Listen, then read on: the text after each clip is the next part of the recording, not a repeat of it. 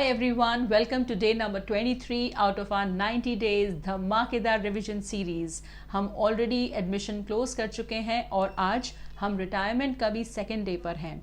आज हम कवर करेंगे मिड ईयर एडजस्टमेंट्स, जहाँ पे अगर कोई पार्टनर मिड ईयर में रिटायर होता है तो how do you account for the profits, also goodwill के हिडन एडजस्टमेंट और ट्रीटमेंट ऑफ रिजर्व्स। रिवैल्यूएशन तो वैसे हम पार्टनरशिप में पहले पढ़ चुके हैं, बट इसके थोड़े एक्स्ट्रा पॉइंट्स मैं तुम्हें कवर कराऊंगी, तो बस बने रहो। एंड बस कल से ही स्टार्ट होने वाला है हमारा इंडियन इकोनॉमी का रिवीजन। अभी तक भी किसी ने अगर फ्री रिसोर्सेज के लिए, जिसमें मैं तुम्हें इंपॉर्टेंट क्वेश्चंस पर चैप्टर दूंगी, नहीं ज्वाइन किया हो हमारा ग्रुप, तो नीचे जो डिस्क्रिप्शन में फॉर्म है उसको फिल करो और कल से ही मेरे साथ इंडियन इकोनॉमी के धमाकेदार रिवीजन को ज्वाइन करो। कि रिटायरमेंट एंड डेथ के टाइम पर कभी कभी हम एक्स्ट्रा अमाउंट पे करते हैं टू द आउटगोइंग पार्टनर। तुम लोगों को ये बात समझनी होगी बेटा कि जैसे 3 पार्टनर थे, उनमें से एक पार्टनर जा रहा है, तो अभी हम सीखेंगे आगे वाले पोर्शन में कि ये जो जाने वाला होता है ना, इसको हम बहुत सारी चीज़ें दे के विदा करते हैं। जैसे एक तो उसका कैपिटल देते हैं, फर्म की गुडविल में उसको अभी तुमने देखा शेयर देते हैं, जितने भी रिजर्व्स एंड सरप्लस होते हैं वो देते हैं। इतनी सारी चीज़ें जो हम देते हैं उसको, सपोजिंग उसको देना था हमें 1 लाख रुपए, कैपिटल मिला के, गुडविल मिला के, रिजर्व्स मिला के, और हम उसको दे रहे हैं 1,40,000। तो बताओ how much are we paying him extra? बस दिस इज हिडन गुडविल। इतना ही सिंपल है। क्वेश्चन में इस चैप्टर में ये आता नहीं है हिडन गुडविल, पर अगर आ जाए तो उसके लिए मैं एक छोटा सा पॉइंट करा रही हूँ कि हम पार्टनर को बहुत सारी चीज़ें देते हैं। कैसे देते हैं, कितना देते हैं, वो भी पढ़ना बाकी है चैप्टर में। तो एग्जाम्पल के लिए अगर हमें उसे 1 लाख रुपए निकल रहा था हर चीज़ का समेशन, और हम पे कर रहे हैं उसको 1,40,000, तो हम ये क्यों दे रहे हैं उसको एक्स्ट्रा? ये हिडन गुडविल है। इस कॉन्सेप्ट पर ही बेस्ड है हिडन गुडविल। ठीक है, लिख लो एक एग्जाम्पल, छोटा सा थ्योरी लिख लो। At the time of retirement, the excess amount, at the time of retirement, the excess amount, at the time of retirement, excess amount that is paid to the retiring partner, at the time of retirement, the extra paisa, excess amount that is paid to the retiring partner is called hidden goodwill.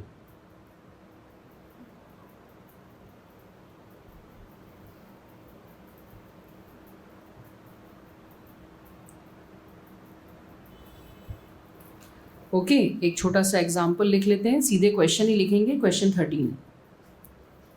13 बेटा, आप absent थे बेटू, तो आप app से भी कर सकते हो और बाकी किसी फ्रेंड से भी ले सकते हो।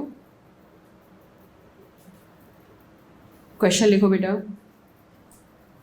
CD and E are partners in a firm, ratio है 3:2:1। तुम तो सिर्फ ऐसे लिख लो CDE 3:1, don't waste your time. CDE ratio 3:1, ये उनका रेशो है।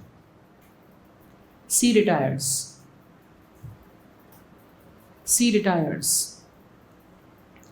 उसके कैपिटल आफ्टर एडजस्टिंग, ये इतनी सारी स्टोरी लिखने की जगह तुम तो सीधे लिख लो उसका समेशन ऑफ कैपिटल 87,100 है,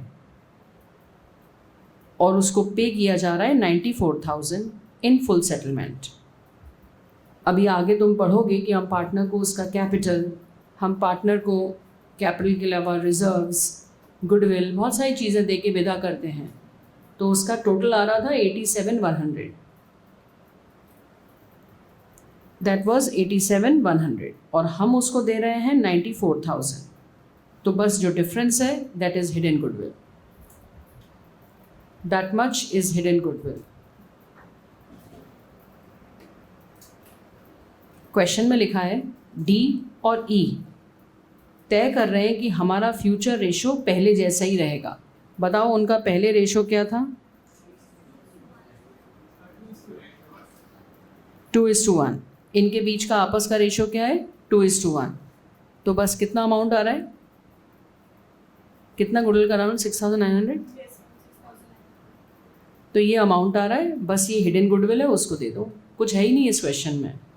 हमने उसको बोला है हम आपको इतना कैश देंगे और उसका समेशन हर चीज़ का आ रहा है 87,100, hidden goodwill is 6,900। Can you please tell me, जब किसी पार्टनर को कुछ देते हैं तो उसको डेबिट करते हैं कि क्रेडिट देते हैं? तब क्रेडिट, तो बस क्रेडिट कर दो।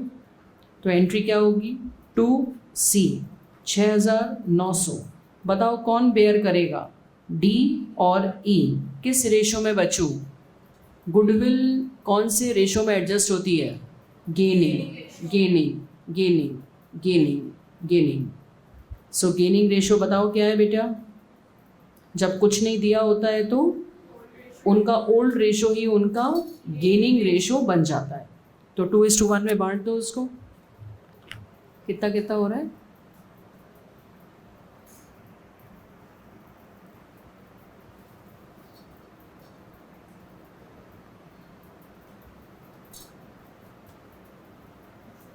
जो लोग कनेक्ट नहीं कर पा रहे हैं या उनको लग रहा है कि मैं क्लास में इतना पीछे छूट गया हूँ मैम कि मेरे को ना समझ नहीं आ रहा है, डोंट वरी, आप ऐप में से जाके देख लेना। आज है सैटरडे, कल संडे को सुबह समय निकाल के रिटायरमेंट को जितना मैंने कराया है, हम इतने व्यवस्थित तो चल ही रहे हैं कि हम बिल्कुल सीरियल नंबर वाइज क्वेश्चंस कर रहे हैं। तो आप ऐप में से देख लेना, आपको बनेगा। हाँ बेटा, यस बच्चों, कोई डाउट? फिर से मैं रिवाइंड करती हूँ बात को अपनी। बताओ 3 रेशोज़ में से सबसे पहला वाला रेशो मैंने क्या बोला, कहाँ काम आ रहा है बेटा? ओल्ड रेशो क्या काम आ रहा है? ओल्ड गुडविल को राइट ऑफ करने। ये ओल्ड गुडविल थी या अभी निकला है कैलकुलेशन? अभी निकला है, ऐसा नहीं लिखा था कि ये बुक्स में थी। तो ये न्यू गुडविल है, तो ये तो गेनिंग रेशो में ही जाएगी। या आपने लिखा है कि न्यू गुडविल का एडजस्टमेंट, या आपने लिखा है अभी, ओके। और न्यू रेशो अगर क्वेश्चन में कैपिटल एडजस्टमेंट दिया हो तो, और ओल्ड वाला ओल्ड गुडविल को राइट ऑफ करने के लिए। ये कॉन्सेप्ट है आपके दिमाग में डीपली बैठा हुआ होना चाहिए। बाकी तो चैप्टर हो जाएगा, बट ये डीपली बैठे होना चाहिए बातें, कि ये आपको बिल्कुल फिक्स दिमाग में रहे। एग्ज़ाम में अगर आप पेपर देने जब जाएंगे तो जो रियली आपका परमानेंट मेमोरी का पार्ट बन चुका है, आपको समझ आ चुकी है बात, वही काम आएगी बेटा। उसी वक्त रट रट के कुछ चले जाओगे तो सब भूल जाओगे। चलो ठीक है, हिडन गुडविल में कुछ ज़्यादा था नहीं और कुछ क्वेश्चन एग्जाम में आता भी नहीं है। एक क्वेश्चन और कर लेते हैं, लेट्स डू 1 मोर पॉइंट। बस सिर्फ शॉर्ट में लिखो question.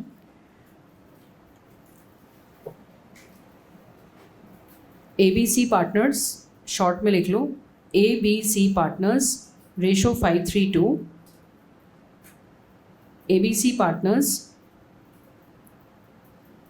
B died, partner B की डेथ हो गई, तो उनको हमने कैपिटल दिया होगा, रिजर्व्स में शेयर दिया होगा, गुडविल दिया होगा। ऑल इन ऑल हमने उन्हें जो दिया तो उनका कैपिटल आ रहा है 3,64,500। 3,64,500 ये उनका कैपिटल है। बच्चे सुन के लिख लो तुम, अगर दिख नहीं रहा है तो। उनका कैपिटल है 3,64,500 एंड वी पेड 3,80,000। बस बाकी क्वेश्चन तुम कर लो। आगे लिखा है future ratio, new ratio they decided 6:4। New ratio they decided 6:4। तो अभी मैंने क्या कराया था, अगर न्यू रेशो दिया होता है तो हमको गेनिंग रेशो निकालना पड़ता है। कैसे निकालते हैं? New minus old. तो इस क्वेश्चन में तुम्हें गेनिंग रेशो निकालना पड़ेगा और बस फिर उस रेशो में बांटना पड़ेगा गुडविल को। खुद कर लो फटाफट। Working note number 1, gaining ratio निकाल लो।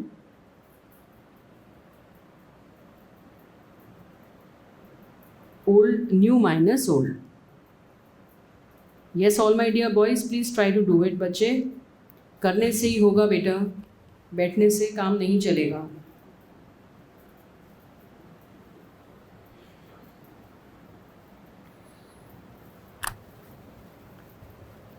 ओल्ड रेशो क्वेश्चन में दिया हुआ है 5:3:2, उससे फ्रैक्शन निकल आते हैं। न्यू रेशो दिया है 6:4, उससे भी फ्रैक्शन निकल आता है। तो सुमन का जो गेन है 6/10 - 5/10 दैट इज़ 1/10। सरिता का जो गेन है 4/10 माइनस 2/10 दैट इज 2/10। सो बच्चों बताओ गेनिंग रेशियो क्या आ गया, 1:2। अब तुमको ये तो समझ आ ही गया कि 380 में से 364 500 माइनस कर दो, वो है हिडन गुडविल, वो क्रेडिट कर दो जाने वाले को और डेबिट कर दो इन द गेनिंग रेशियो।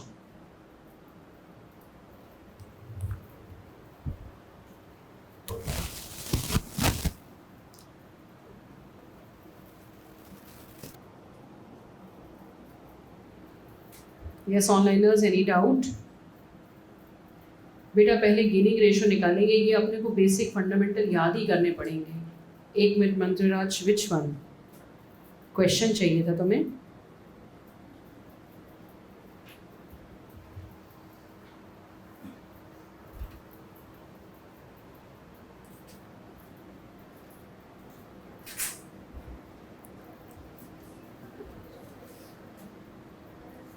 बताओ इसमें कोई डाउट है? You have to ask any doubt. कोई भी डाउट आ रहा है तो प्लीज़ पूछ लो।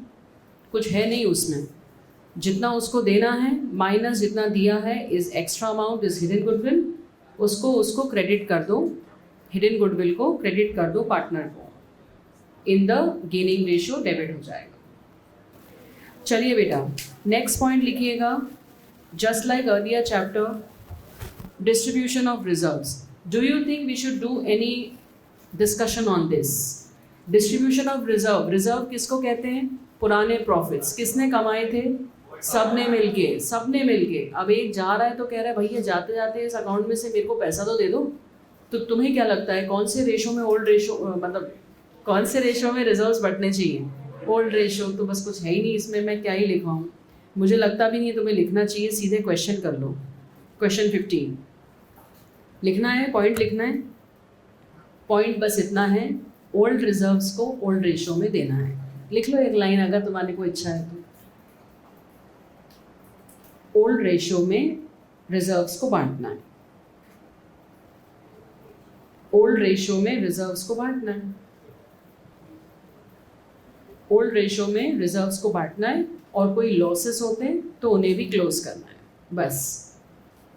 नीड नहीं, ये एग्जैक्टली एडमिशन जैसा है। चलो क्वेश्चन लिखेंगे फटाफट शॉर्ट में। XYZ पार्टनर्स, जो अंडरलाइन कर रही हूँ उतना लिख लो। XYZ partners 3:2:1 ratio, Z retires,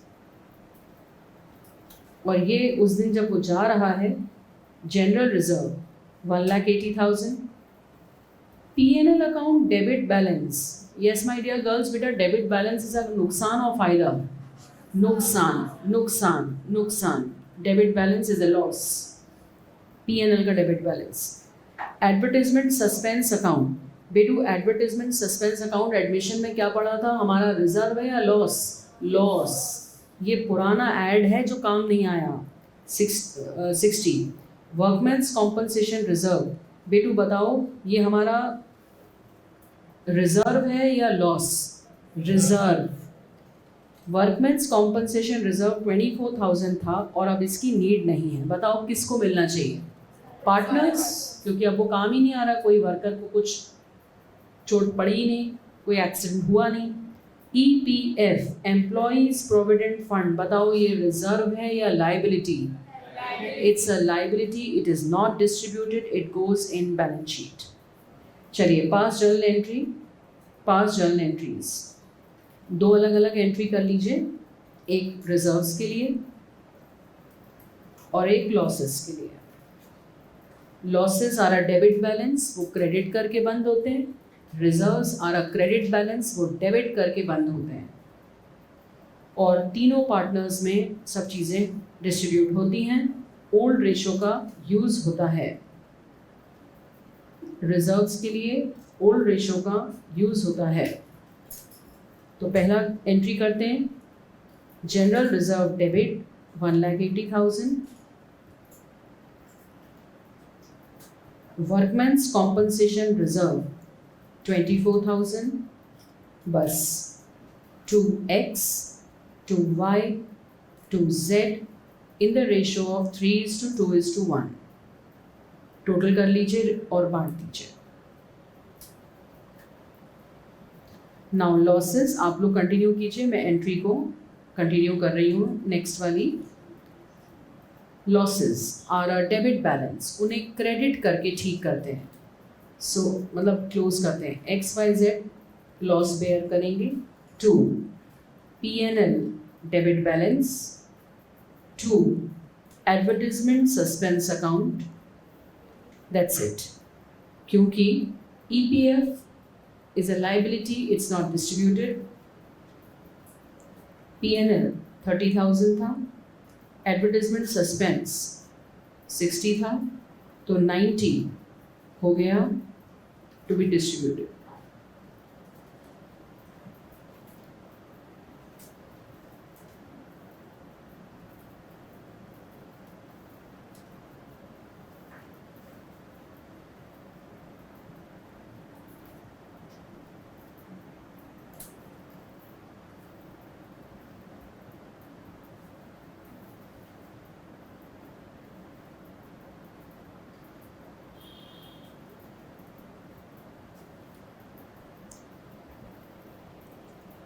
nothing new we learn in this, because ये हमने सेम एडमिशन में करा था। इट्स जस्ट दैट कि हमें ये पहचानना आना चाहिए कि क्या एसेट है, आई मीन क्या लाइबिलिटी है और क्या रिजर्व्स हैं और क्या अक्यूमुलेटेड लॉस है। तो जिन्होंने पूरा एडमिशन पढ़ा है उनको इसमें दिक्कत नहीं गई होगी। ठीक है बच्चे, तो कहाँ तक आ गए हमने? रिजर्व्स पढ़ लिए। अब revaluation of asset and liability, again no discussion. Please tell me what was revaluation, क्या पढ़ा था? सारे एसेट और लायबिलिटी को क्या करना है? रीवैल्यू। क्यों करना है? बिकॉज एग्जाम्पल के लिए आपकी किताबों में एक बिल्डिंग 1 लाख की है, हिस्टोरिकल कॉस्ट कहता है 1 ही लाख में दिखाना है। अब जाने वाला पार्टनर तो जा रहा है, आप 4-5 साल बाद जब उसको बेचोगे तो आपको मिलेंगे 15 लाख, तो वो प्रॉफिट लेने के लिए तब तो वो रहेगा नहीं, तो वो कह रहा है आज ही रिवैल्यू कर लो, और आज की जितनी वैल्यू है मेरे को उतना शेयर दे दो, मैं जाऊँ शांति से। इसलिए रिवैल्यूएशन करते हैं। Same old principles like admission, so we will not be discussing. You will tell me the answer. Asset बढ़ेगा तो जर्नल एंट्री क्या होगी? Asset account debit to revaluation. Asset कम होगा तो जर्नल एंट्री क्या होगी? लायबिलिटी बढ़ेगी तो जर्नल एंट्री क्या होगी? अचानक से नई लायबिलिटी आ गई तो जर्नल एंट्री क्या होगी? अचानक से नया एसेट मिल गया तो एंट्री क्या होगी? ये तो तुम लोगों ने बताया मुझको जर्नल एंट्री का फॉर्मेट। अब यही चीज अगर मैं तुमसे अकाउंट फॉर्मेट में पूछूं, जो कि फुल लेंथ क्वेश्चन में एक साथ बनाना पड़ता है, मतलब डायरेक्ट बनाना पड़ता है, बताओ इंक्रीज इन एसेट कहाँ लिखूं, डेबिट या क्रेडिट? हाँ, इंक्रीज इन एसेट, हाँ sorry I am sorry my bad. Increase in asset is a फायदा, सारे फायदे कहाँ जाते हैं? On the credit side, and सारे नुकसान कहाँ जाते हैं? On the debit side. Decrease in asset कहाँ दिखाऊं? ओके, न्यू एसेट मिल गया कहाँ दिखाऊं?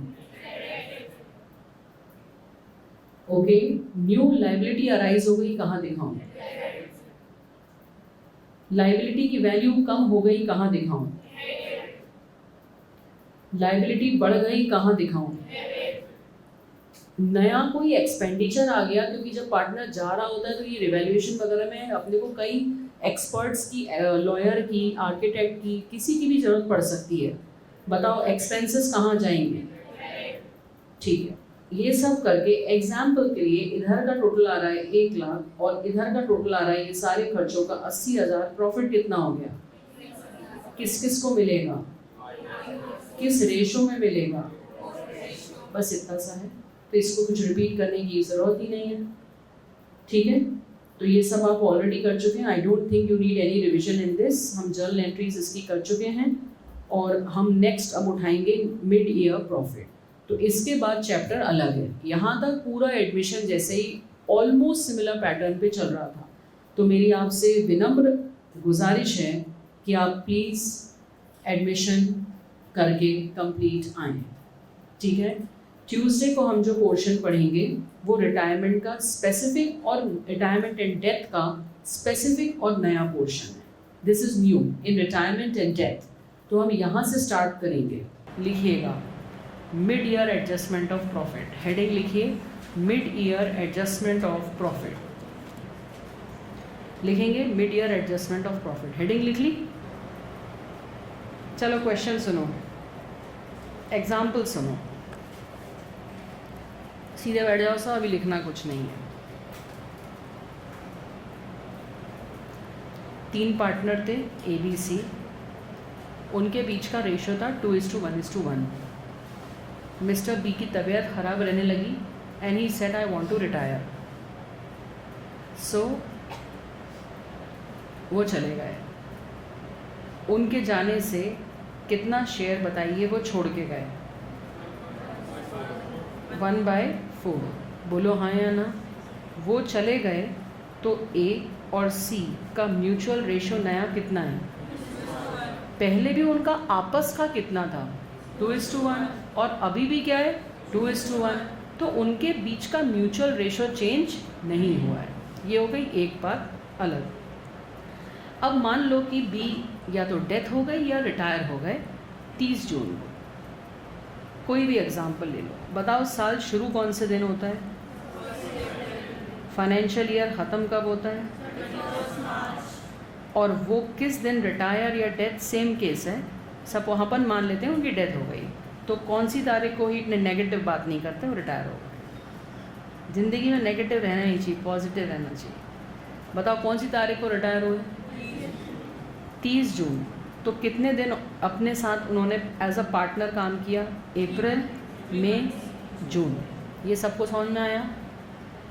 अब 3 महीने अगर उन्होंने काम किया तो प्रॉफिट भी तो कमाया होगा.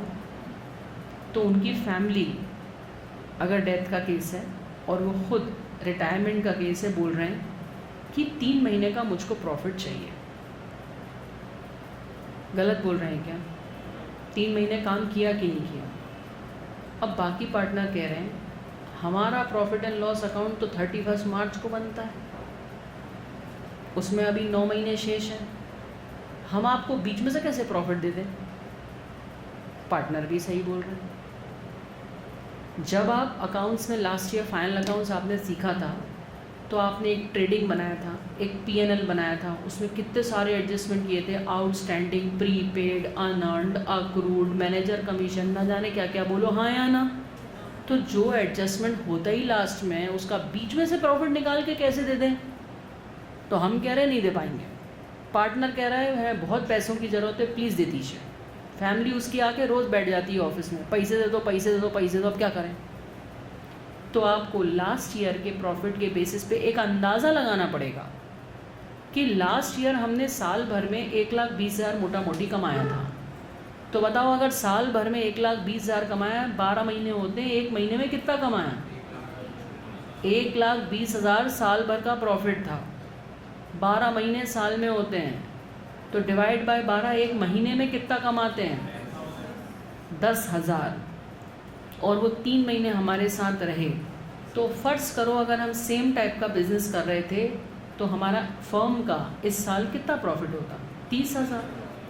तो आप एक काम करो, आप उनसे बोलो कि सर लास्ट ईयर के प्रॉफिट थे हमारे 1,20,000. इसको करते हैं 3/12. वाई 3/12? 3 महीने का प्रॉफिट फर्म का देख रहे हैं, कितना आ गया? 30,000.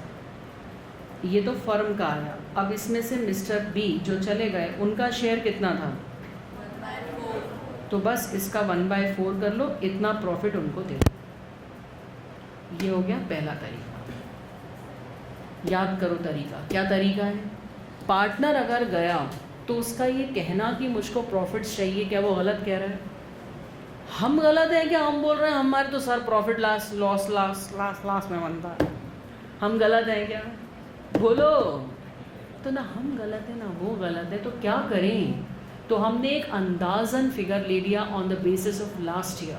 लास्ट ईयर के फाइनल अकाउंट्स बन चुके हैं, तो हमने देखा उसमें से नेट प्रॉफिट कितना था.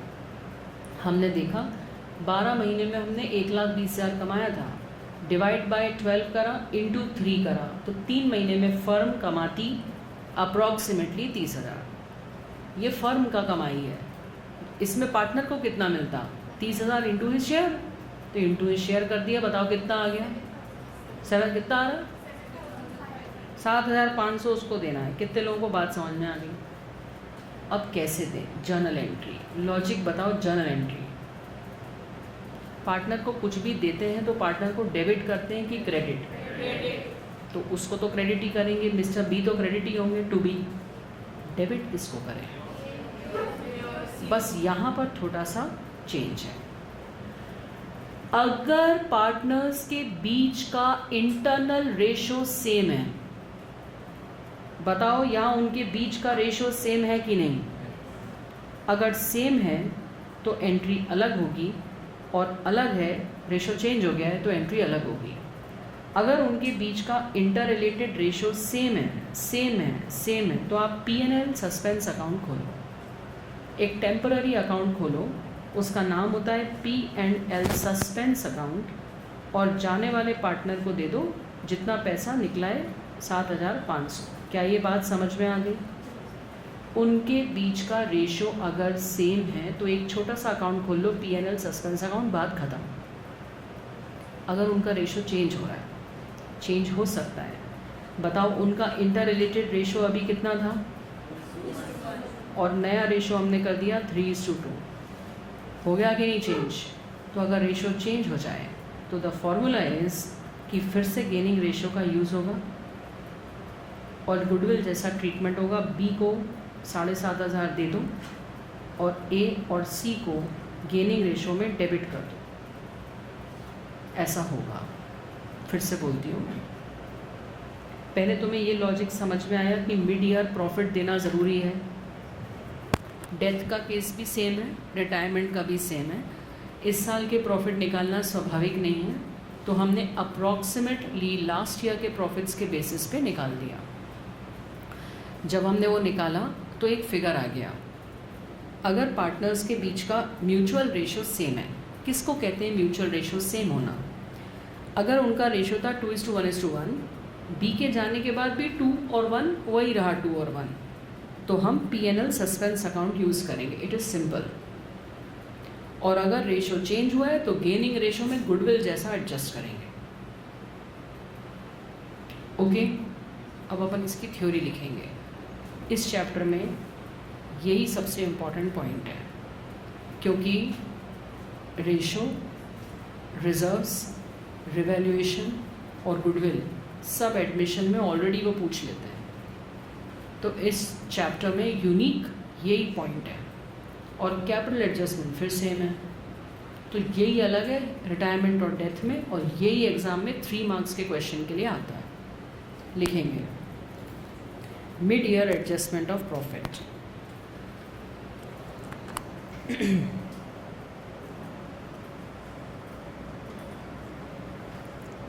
If a partner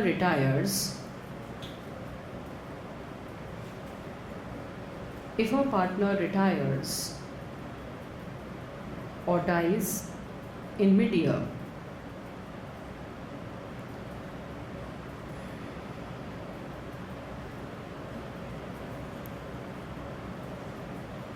the share of profit till the date of his death is calculated on 2 bases.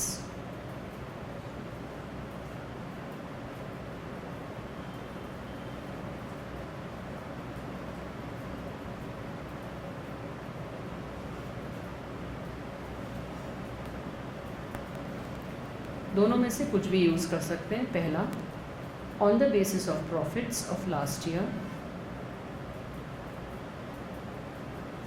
जो अभी किया, या फिर on the basis of sales of previous year, जो अभी कराऊंगी। On the basis of sales of previous year.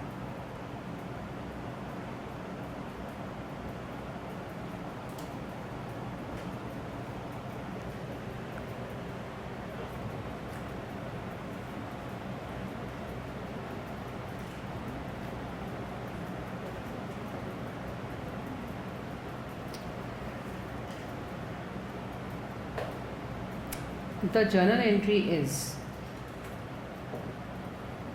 done in two ways.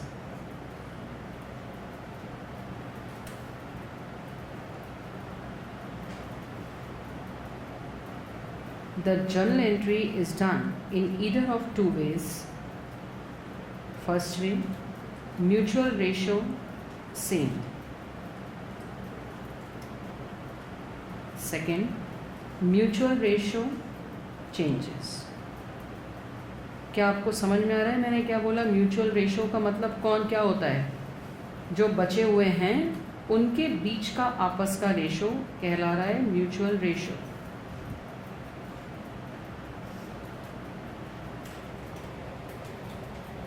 अगर mutual ratio same है, कंटिन्यू राइटिंग, म्यूचुअल रेशो अगर सेम है तो entry is P&L suspense account debit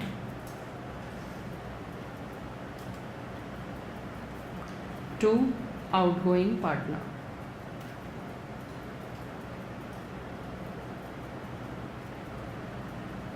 अगर mutual ratio it's changing तो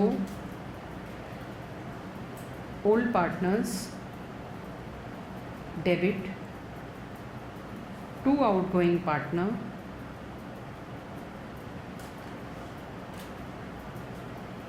इन गेनिंग रेशियो.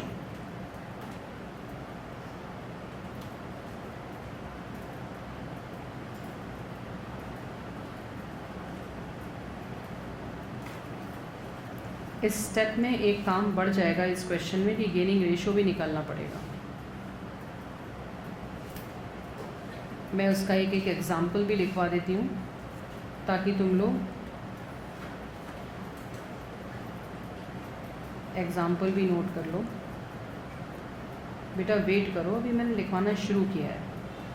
इसका पहले वाले का एग्जाम्पल लिख लो. Example, old ratio 3:2:1, B dies,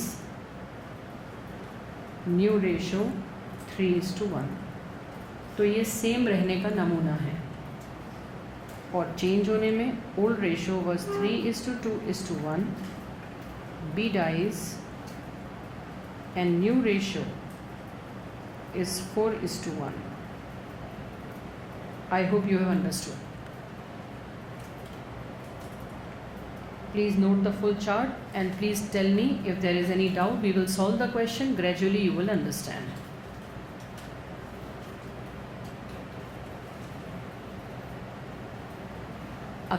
Akshara, बेटा गेनिंग रेशो में इसलिए बांट रहे हैं सेकंड केस में क्योंकि अगर हम लोगों ने P&L में डाल दिया तो P&L का हमारा तरीका चेंज होने वाला है. लास्ट ईयर हम अलग तरीके से बांटते थे प्रॉफिट, इस साल अलग तरीके से बांटेंगे तो वो सूट नहीं करेगा. इसलिए अगर म्यूचुअल रेशो सेम है तो वो यूज़ कर लो P&L suspense. But mutual ratio change हो रहा है तो बस गेनिंग रेशो का ही यूज़ करना एक वैकल्पिक ऑप्शन है. क्वेश्चन करना शुरू करें. थ्योरी कितने लोगों को समझ में आ गई? क्या पढ़ा? ये वाली थ्योरी समझ में आ गई? इंडिपेंडेंट है और ये पिछला चैप्टर. तुमने हाथ नहीं उठाया, तुम्हें नहीं क्लिक किया पीछे, तो हाथ तो उठाना चाहिए ना बेटा. लिखेंगे क्वेश्चन 16. लास्ट क्वेश्चन कहाँ तक किया था? 15. क्वेश्चन 16 सिर्फ शॉर्ट में नोट कर लो क्वेश्चन ताकि तुम्हारे नोट्स कंप्लीट रहें. Amit, Sumit, Rajit, ratio 4:3:2. Just right the structure, don't write the full question. Amit, Sumit, Rajit 4:3:2. अब सुनो, उसमें लिखा है 31 को बुक्स क्लोज करते हैं तो हमें पता ही है सब 31 को करते हैं तो लिखने की ज़रूरत नहीं है. अब डेट ऑफ डेथ लिखो. और गया कौन? सुमित, मतलब बी पार्टनर. डाइड ऑन 30 जून. बताओ कितने दिन तक काम किया? कौन कौन से 3 महीने? अप्रैल, मई, जून. तो तुम्हें 3 महीने भी समझ आए. जाने वाला सुमित था, ये भी समझ में आया. और 30 जून को वो गया है, तुम्हें ये समझ में आ गया.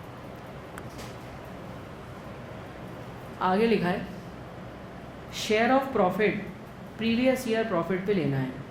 लिख लो बस इतनी सी line. Give profit on last year profit which is 21,600. Last year के बेसिस पे देना है, विच इज़ 21,600. कैलकुलेट द, अभी कुछ लिखना नहीं है, क्वेश्चन सुन लो बस. कैलकुलेट द शेयर मतलब वो जर्नल एंट्री करना है. Case A, mutual ratio is same. पहले तो तुम ओरली बताओ साल भर का प्रॉफिट कितना है.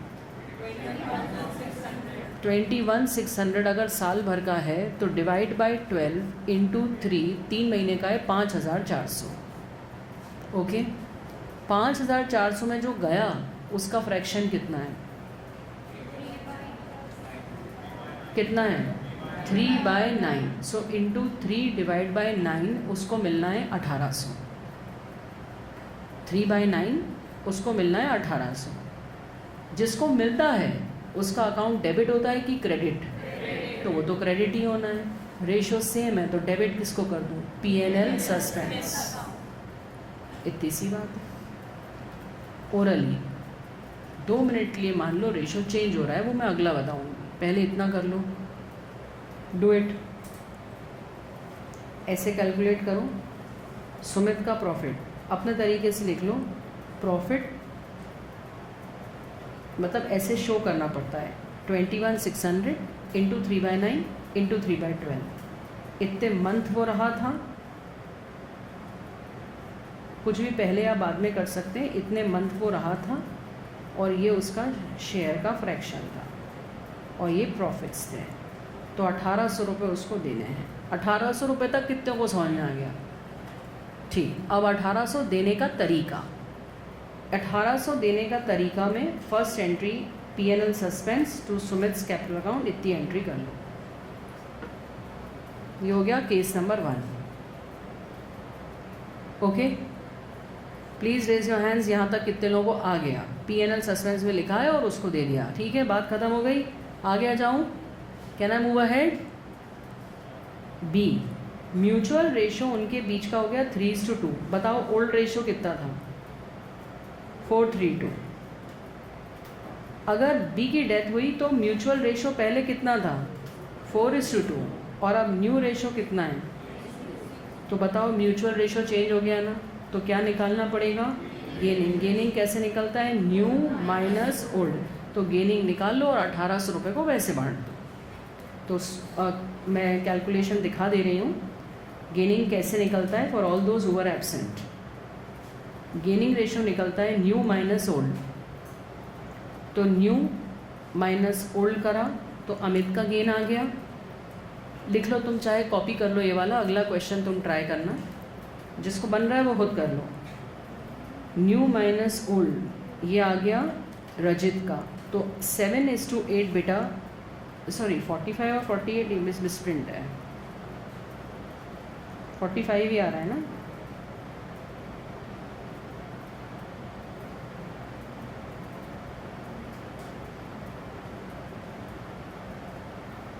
सो 7:8 बेटा अपना गेनिंग रेशो है. और अपने को बेटू कितने रुपए बांटने हैं? 1,800. तो ये 7:8 में बढ़ गया. ये सेकंड वाले ऑप्शन की जर्नल एंट्री हुई. ये फर्स्ट वाले ऑप्शन की थी केस 1, ये केस 2. तो इस क्वेश्चन, यही मेन क्वेश्चन है.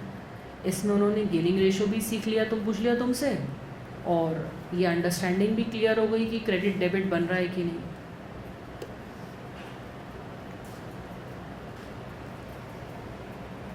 तो ये हमने दोनों केसेस कर लिए. सबको बन गया. चलिए क्वेश्चन 17 खुद करेंगे.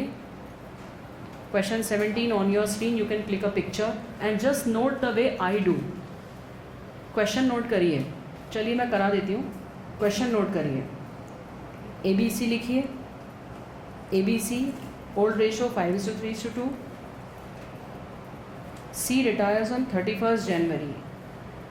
बताइए 31st ऑफ मार्च ही है ना क्लोजर, और नया कुछ उठा कर दे दिया.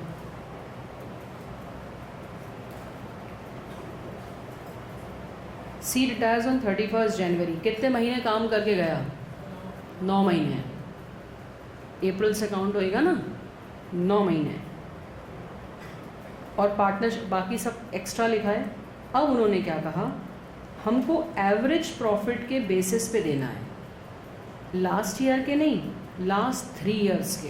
तो देखो एवरेज प्रॉफिट ले लिखो, 3 साल के प्रॉफिट 1920 का 50,000 टेबल बनाओ, 2021 का 70,000, 21-22 का 60,000।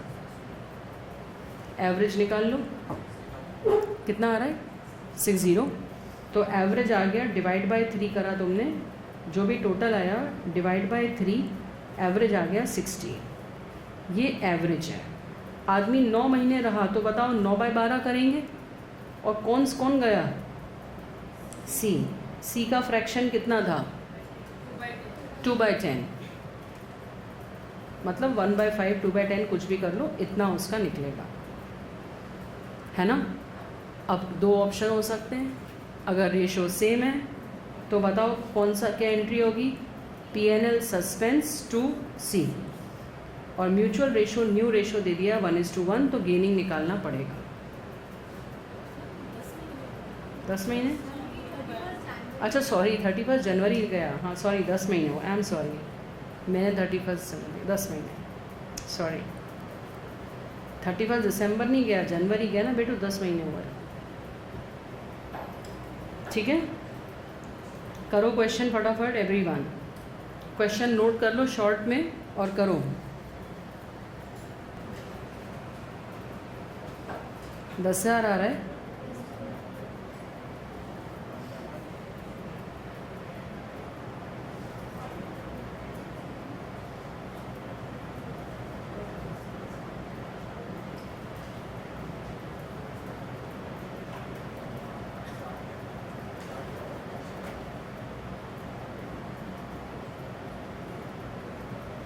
उनका फॉर्मूला लिखने का स्टाइल मत देखो, तुम तो अपने तरीके से चलो।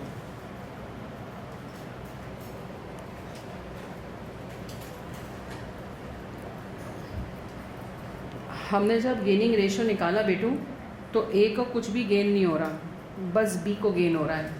तो जब एक ही पार्टनर को गेन होता है तो कुछ रेशो ही नहीं बनता है, तो पूरा वही डेबिट होता है, क्योंकि जो व्यक्ति जितना पाएगा उतना उसको कॉम्पनसेट करना पड़ेगा।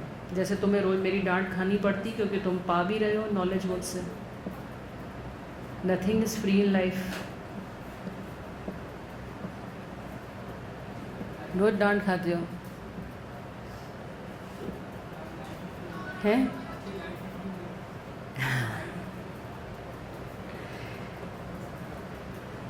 बन गया बच्चों?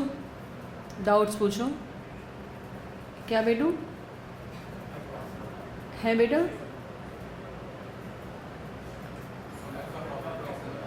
अच्छा ये बताओ बेटू, क्या तुम्हें समझ में आया कि, थैंक यू बेटा, क्या तुम्हें ये समझ में आया बेटा कि 3 साल का टोटल 81 है, डिवाइड बाय 3 60,000 बेटा पूरी फर्म का प्रॉफिट है ना। 31 जनवरी का मतलब हुआ 1 अप्रैल से 31 जनवरी, बस 2 महीने बचे, मतलब 10 महीने वो रहा है। तो बेटू 60,000 को मैंने पहले करा 10/12, क्योंकि इतने मंथ वो रहा है। ये फर्म का प्रॉफिट हुआ, फर्म ने इतना कमाया और उसका 2/10 शेयर था, तो ये करके 10 आया है। अब ये जब 10 आ गया, फर्स्ट वाले में PNL सस्पेंस डेबिट हुआ है क्योंकि रेशो सेम है, दूसरे वाले में एक जो पार्टनर जिसने गेन किया है बस वो डेबिट हुआ है, क्योंकि जब न्यू माइनस ओल्ड किया तो इसका कुछ गेन ही नहीं हुआ है, 0 आ गया। धीरे धीरे करते करते बनने लगेगा, डोंट वरी, इट्स ओके। कितने लोगों को बन गया ये क्वेश्चन? गुड, अपने आप भी कर लोगे क्वेश्चन, ऐसा क्वेश्चन आएगा तो।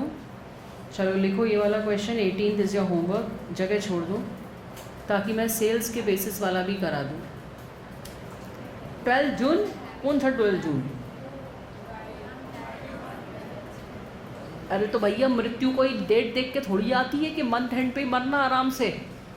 मृत्यु तो कभी भी आ जाती है ना बच्चों, बिना चिट्ठी संदेश के, तुम्हारी क्या और मेरी क्या। तो 12 जून तक आपको दिन गिनने हैं, 12 जून तक दिन गिनने हैं, ठीक है। तो ऐसे होगा 73 डेज भाई साहब जिंदा रहे। गिनिए, अप्रैल कितने दिन का होता है?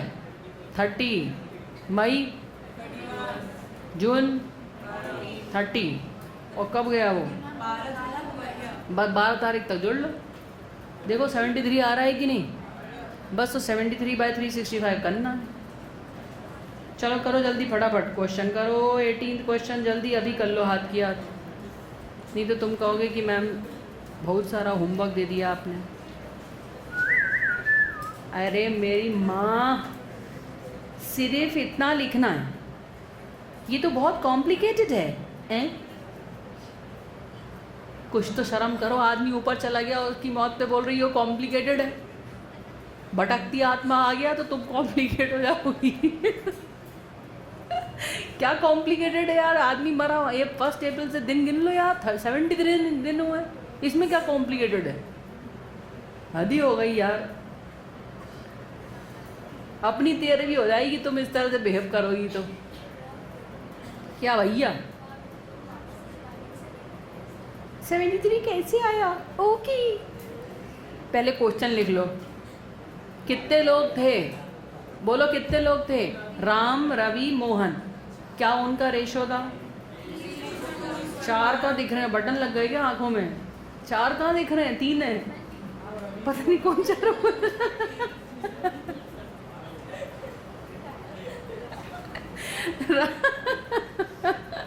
दूसरे बोला राम, रवि एंड मोहन। और कौन निपटा? रवि। वो हमेशा बी पार्टनर को ही निपटाते हैं। कौन सी तारीख को निपटा? 12 जून। अब मेरी माता, अप्रैल में कितने महीने होते हैं? बोलो। हैं? हाँ, दिन दिन। जैसे वो 4 बोल रही, मैं महीने बोले। अप्रैल में कितने दिन होते हैं? 30। मई में कितने होते हैं? 31। जून में बेचारा कौन से दिन गया? 12। तो 1 + 2 होता है 3, 3 + 3 + 1 होता है 7। 73। कोई दिक्कत, कोई शक या सवाल दिल में, कोई बवाल? तो जितना प्रॉफिट आएगा इंटू 73/365 ये फर्म का प्रॉफिट है और फिर उसका शेयर बटेगा। आगे चलो, लास्ट ईयर का प्रॉफिट लिखो 3 लाख। लास्ट ईयर का प्रॉफिट लिखो 3 लाख। म्यूचुअल रेशो सेम का केस करो और mutual ratio changes and it becomes 3:2। फटाफट क्वेश्चन करो।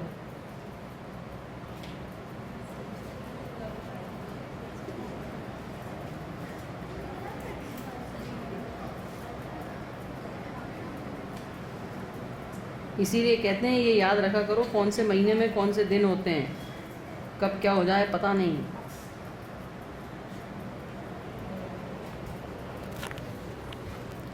अरे यार तुम बेटा आंखें दुखने लगेंगी। तुम घर की टीवी में पोर्ट कर लो ना जूम को, तो इतना बड़ा बड़ा दिखेगा। और नहीं तो कंप्यूटर पे देख लो, लैपटॉप, आईपैड। और कुछ भी नहीं है तो कोचिंग आ जाओ, इतनी बड़ी स्क्रीन पे देख लो। क्या कहें, इतने विकल्प हैं तुम्हारे पास, पर फिर तुम क्वेश्चन दिखा दीजिए। ये देखिए, क्वेश्चन चाहिए या उत्तर, क्या चाहिए आपको? अरे वो 17 ही मांग रहा है ना। 17 क्वेश्चन चाहिए कि उत्तर चाहिए? क्या चाहिए आपको? ओनली क्वेश्चन मिल गया। ओके, अब लिखिए 18th क्वेश्चन। चलो नेक्स्ट लिखेंगे कैलकुलेशन। ये तो वही है, 19th होमवर्क लिख लो भाई। 19th तो होमवर्क कर लेना, फोटो खींचो। 19th is homework. Her question में ऐसे आइडेंटिफाई किया करो ओल्ड रेशो क्या था, गया कौन, कम मरा। और प्रॉफिट का basis could be average profits also, it could be last years profit also. अब चलेंगे next point, calculation on the basis of sales. लिखेंगे छोटा सा नेक्स्ट पॉइंट। ये देखो मैंने चार्ट में तुम्हें क्या क्या बोला था। आई हैड टोल्ड यू कि हम प्रॉफिट के बेसिस पे निकाल सकते हैं और एंट्री करने के मैंने तरीके बता दिए। अब हम सेल्स के बेसिस पे निकाल रहे हैं। एंट्री का तरीका तो सेम है, बट सेल्स में सिर्फ इतना सा है कि प्रॉफिट डायरेक्टली नहीं दिया। लिखो क्वेश्चन। क्वेश्चन लिखो बेटा।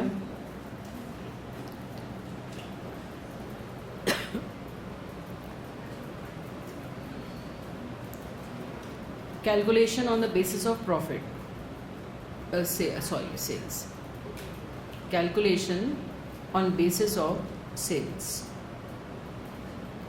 इसमें क्या है बच्चे कि अपने को प्रॉफिट जो है वो डायरेक्टली नहीं दिया, हमें इनडायरेक्टली निकालना है। मैं तुम्हें इसके लिए एक एग्जांपल ड्राफ्ट कर रही हूँ। लास्ट ईयर हमारा प्रॉफिट था 60,000 और हमारी सेल्स थी 6 लाख। इस साल का हमें प्रॉफिट निकालना है on the basis of current year cell, और हमारी करंट ईयर की सेल है 10 लाख। पार्टनर जो हैं उनका रेशो था 2:2:1। Mister C has died on 30th of June। Now इस क्वेश्चन में बात थोड़ी सी अलग है। प्रॉफिट के बेसिस पे हमने पहले निकाला था, अब वो कह रहे हैं सेल्स के बेसिस पे हमारी करंट ईयर की सेल के जजमेंट को आप लगाओ। तो अपने को कैसे चलना है, लुक हियर। अगर बच्चों अपना प्रॉफिट डिवाइड बाय सेल करूं तो बताओ सेल और प्रॉफिट का रेशो निकल आएगा कि नहीं? How much is the ratio of our profit to sale? क्या यहाँ तक हजम हुआ? इधर ध्यान दो बच्चे।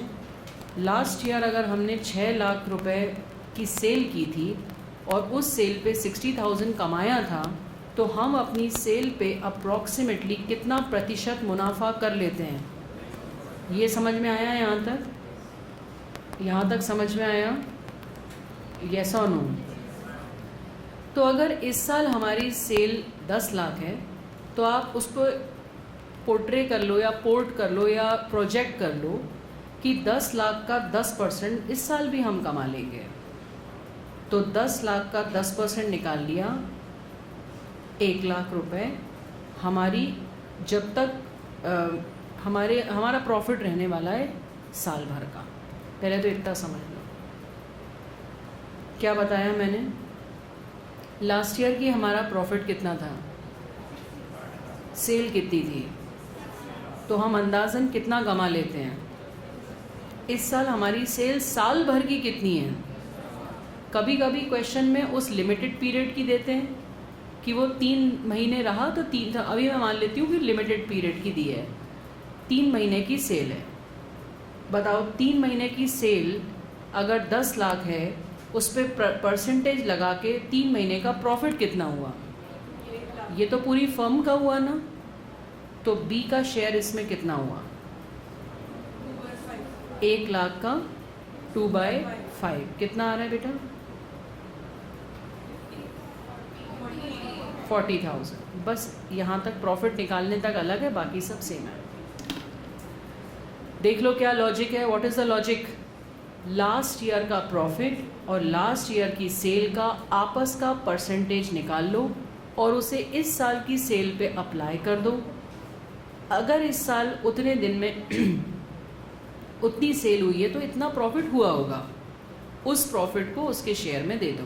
That's it. कर लो इस एग्जाम्पल को कॉपी, फिर नेक्स्ट क्वेश्चन करते हैं। Last question, you must be tired now. This is on the basis of sales. आप समझ लो कि रिटायरमेंट एंड डेथ का ये एक सब्सटेंशियल अलग पोर्शन है, और एक है जो जा रहा है वो पार्टनर का कैपिटल अकाउंट बनाना। ये 2 सब्सटेंशियल चीज़ें हैं जिस पे से एग्ज़ाम में क्वेश्चन आता है।